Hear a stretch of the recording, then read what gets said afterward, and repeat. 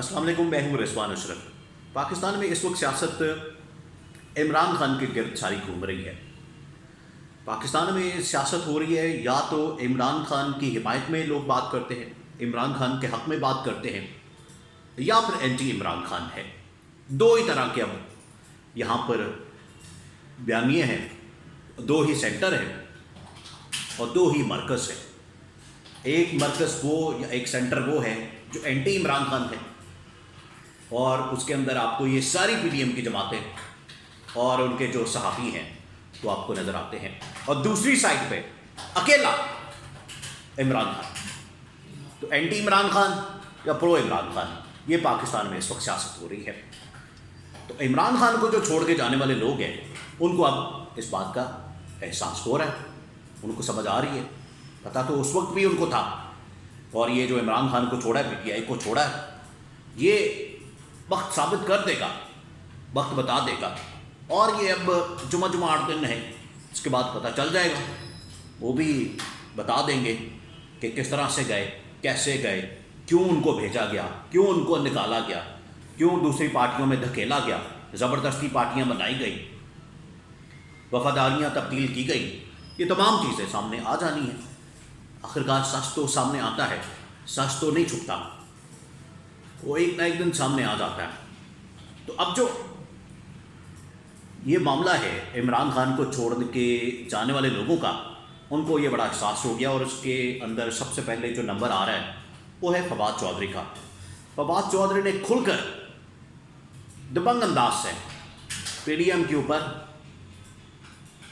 تنقید کرنا شروع کر دی ہے اور پی ڈی ایم کو اڑانا شروع کر دیا ہے۔ اور فواد چودھری کی جانب سے ایک بہت بڑا اسکینڈل بے نقاب کیا گیا، بہت بڑا اسکینڈل۔ یہ پارلیمنٹیرین سے متعلق ہے اور سٹنگ ایم ایل اے جو حکومت کے اندر بیٹھے ہوئے ہیں ان سے متعلق ہے۔ بہت بڑا اسکینڈل جس کی تحقیقات ہونی چاہیے۔ جو آج کل یہ سارا کچھ چل رہا ہے نا، عدالتوں کے اندر جتنے کیسز ہیں، عدالتوں میں جتنے معاملات ہیں، وہ سائفر ہو جائے، توسہ خانہ ہو جائے، 190 ملین پاؤنڈ والا کیس ہو جائے، کروڑوں اربوں روپے کی تحقیقات ہو رہی ہیں عمران خان کو لے کے۔ تو یہ جو فواد چودھری نے اتنا بڑا اسکینڈل بے نقاب کیا ہے، اس کی بھی تحقیقات ہو جائیں، اس کے اندر بھی انویسٹیگیشن ہو جائے، اور جن کے اوپر الزامات لگے ہیں ان کے بارے میں تحقیقات کر لی جائیں، تاکہ وہاں بھی دودھ کا دودھ اور پانی کا پانی ہو جائے۔ اور یہ جو اسکینڈل ہے یہ اصل میں فواد چودھری نے انکشاف کیا ہے، اور فواد چودھری بڑے سورسفل آدمی ہیں، اندر کے آدمی ہیں، سسٹم کے آدمی ہیں، ان کو پتہ ہے سب چیزوں کا۔ اس وجہ سے ان کی جانب سے جو اسکینڈل ایکسپوز کیا گیا اس کی تحقیقات ہونا بڑی ضروری ہے۔ اور دوسرا یہ کہ حکومت اس وقت کیا سوچ رہی ہے، اور حکومت کے دماغ میں نگران وزیر اعظم کے حوالے سے کیا چل رہا ہے۔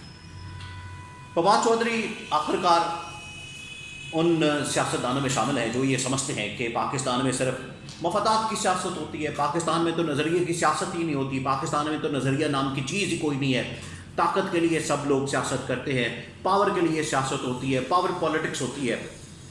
اس وجہ سے جو بھی طاقت آتی ہے اس کے ساتھ ہم نے چلے جانا ہے۔ اب فواد چودھری کا اس وقت سٹیٹس یہ ہے کہ فواد چودھری اس ٹائم استحکام پارٹی کے اندر نہیں ہے، وہ اب کسی بھی پارٹی کے اندر نہیں ہے، نہ وہ تحریک انصاف میں ہے، نہ وہ استحکام پارٹی میں ہے، نہ وہ کسی پیپلز پارٹی میں، نہ نون لیگ میں۔ حالانکہ پیپلز پارٹی اور نون لیگ سے متعلق کہا گیا کہ انہوں نے اپروچ کیا، رابطہ کیا، لیکن ان کی جانب سے کوئی گھاس نہیں ڈالی گئی۔ استحکام پارٹی میں ان کو اب یہ خبر آتی ہے کہ ان کو زبردستی وہاں پر بٹھا لیا گیا، یا وہاں پر ویسے ملنے کے لیے گئے تھے جس دن استحکام پارٹی کی لانچنگ تھی، تو وہاں پر جس قسم کی وہ حرکتیں کر رہے تھے، جیسے وہ منہ چھپا رہے تھے اور کیمرے کے سامنے نہیں آنا چاہ رہے تھے، اسے یہ ثابت ہو رہا تھا کہ آخرکار گڑبڑ موجود ہے، اور وہ سامنے آئی بھی۔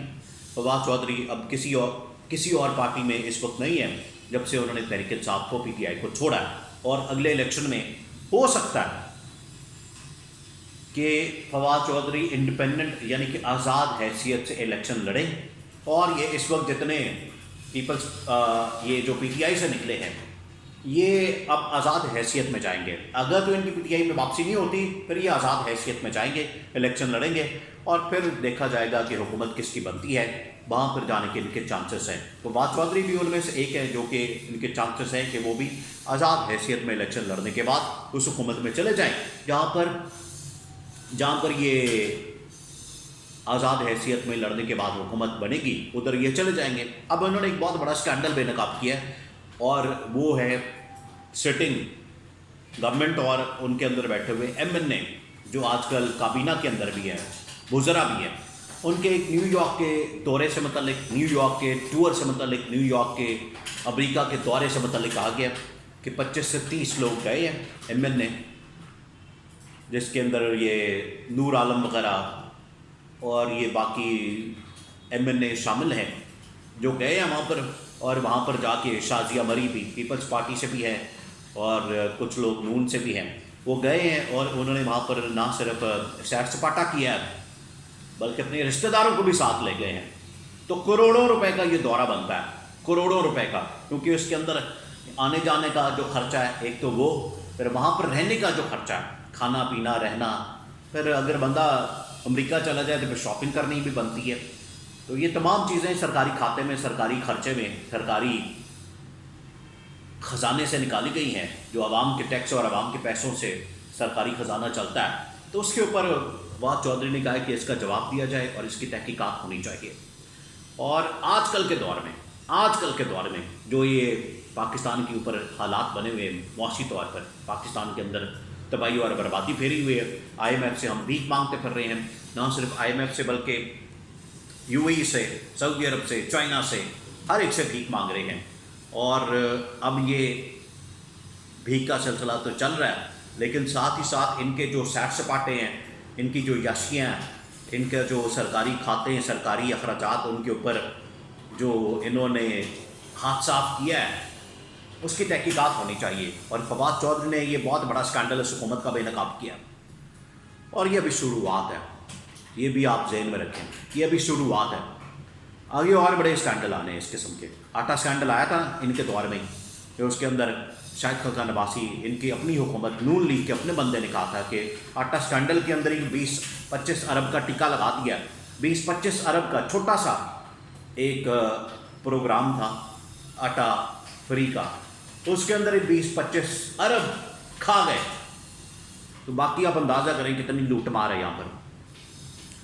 یہ اب تحقیقات ہونی چاہیے جو فواد چودھری نے اتنا بڑا اسکینڈل بے نقاب کیا. اب آ جائیں نگران حکومت کے اوپر کہ نگران حکومت کے اوپر کیا چل رہا ہے اور عمران خان کے ساتھ کیا معاملات طے ہونے والے ہیں. دیکھیں نگران حکومت کے اوپر ابھی ان کی کوئی فائنل ڈیل نہیں ہو رہی اور آخرکار نگران حکومت کہاں سے آنا ہے یہ میں آپ کو بتا دوں کہ یہ آخرکار الیکشن کمیشن کے پاس نام چلے جانے ہیں اور الیکشن کمیشن نے ایک نام فائنل کر کے نگران حکومت کا دینا ہے. ان کے آپس میں کنسنسس نہیں ہونا, کسی ایک نام کے اوپر اتفاق نہیں ہونا, یہ تمام اسٹیک ہولڈرز کے ساتھ بیٹھ کر بات کرنا, ان کے ساتھ کنسنسس ڈیولپ کرنا بڑا مشکل نظر آ رہا ہے. تو اگر یہ کنسنسس ڈیولپ نہیں ہوتا, اتفاق نہیں ہوتا, تو پھر آخرکار الیکشن کمیشن یا پھر کہیں اور سے نام آئے گا اور اس کے اوپر ہی پھر سب کو اتفاق کرنا پڑے گا.